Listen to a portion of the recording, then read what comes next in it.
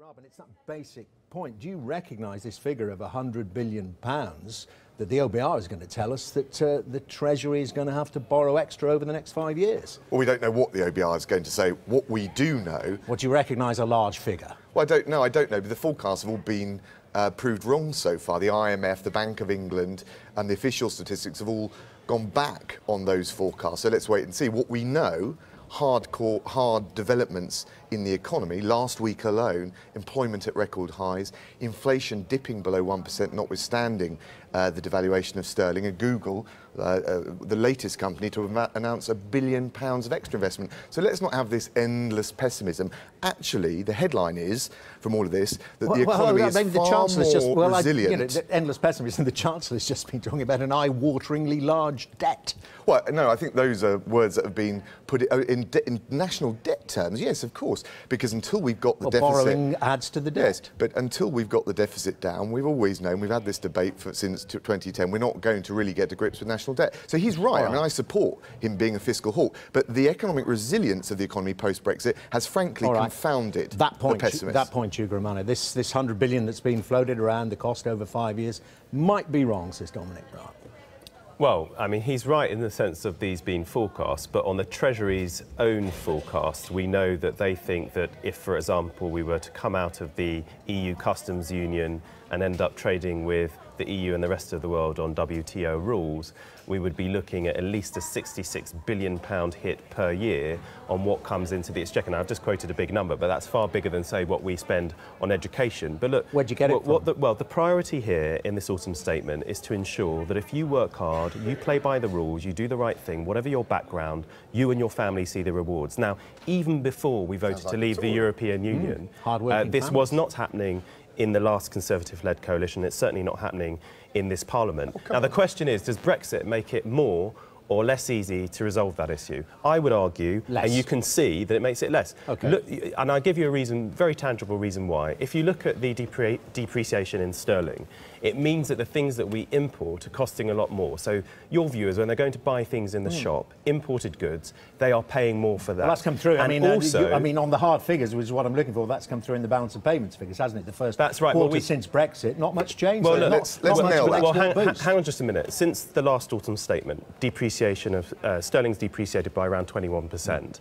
But the really big fall, particularly after we left we voted to leave the European Union, came around October because of uncertainty about the way in which we're going to be able to trade with the rest of the world. So that's a very tangible way in which actually the uncertainty coming from the Brexit vote is impacting on your viewers. And I have to say that my biggest issue here is traditionally... Let's have a debate. Go on. Yeah. Go on. We've got Tell me why I'm wrong, I just want to throw in another tangible number. This is what I'm looking for. Yeah. We're throwing some big numbers around, but this on the business survey, CEBR, last week, of 1,000 businesses, £65 billion of investment on hold. That's what businesses have said. Well, first of all, by the way, in terms of the record of the government, nearly 3 million new jobs since 2010 and 3 million of the lowest paid workers taken out of income tax. I think that's a pretty good record to build on. But actually, in terms of inflation, there is a risk here because of the devaluation of sterling. But what have we just seen last week? Inflation dipping below 1%. So let's not... these forecasts that it would go through the roof have certainly not materialised on the facts yet. In terms of the city and business confidence, actually, I thought it was remarkable hearing both Carolyn Fairbairn, head of the CBI, and John Longworth, former head of the British Chamber of Commerce, on the BBC today, both talking about the opportunities of Brexit, particularly around trade. And I think there's a huge amount of evidence of that. But do you accept? I mean, there are plenty of people on the Leave side who do say this. Hey, look, there might be a short-term hit, but in the long run, it'll be worth it. I mean, would you endorse those comments? Oh, there is definitely some short-term risks and some uncertainty. And of course, until businesses see at least the contours of the negotiation, some decisions are on hold. But let's not turn that into a boundless pessimism. This is democracy. The people have chosen. They knew that it might take a short-term hit, but in the long run, things will be better. This is ridiculous. The reason why the forecast and the data are not as bad as people thought they would be back in August is because of the aggressive monetary policy measures that the Bank of England and the Governor introduced, increasing quantitative easing, reducing interest rates. And what happened to the Governor as a result of that? He had calls for his head, calls for his resignation. Now, the question is, one of the global elite. What should Philip Hammond do on Wednesday. First of all, we should make good on the promise that many of those who campaigned for us to leave gave to the country and your viewers, that if we left the European Union, we'd be put on a path to putting £350 million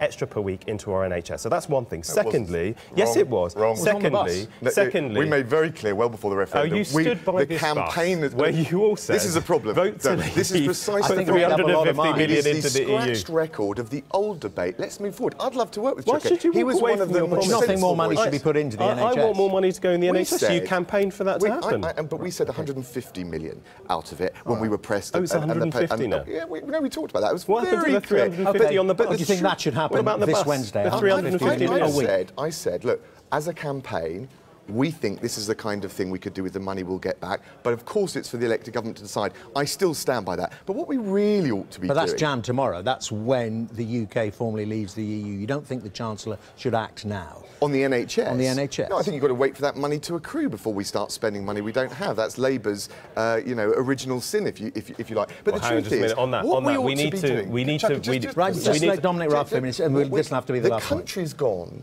from the very polarised split to 3-1 in favour of according to YouGov this week, to the extent we can trust polls at all, making it work. So what we should do is not repeat and reheat the referendum debate, lock horns, work together, yes, mitigate the risk, but also seize the opportunity. The decision's taken, Chuka Ummuna, that's what we're saying. Let's all work together. It is, but people like Dominic need to deliver on their promises. If they say they're going to put £350 million extra per week into the NHS, which they all did, then they should deliver it. But also, look, we are in turbulent economic conditions here.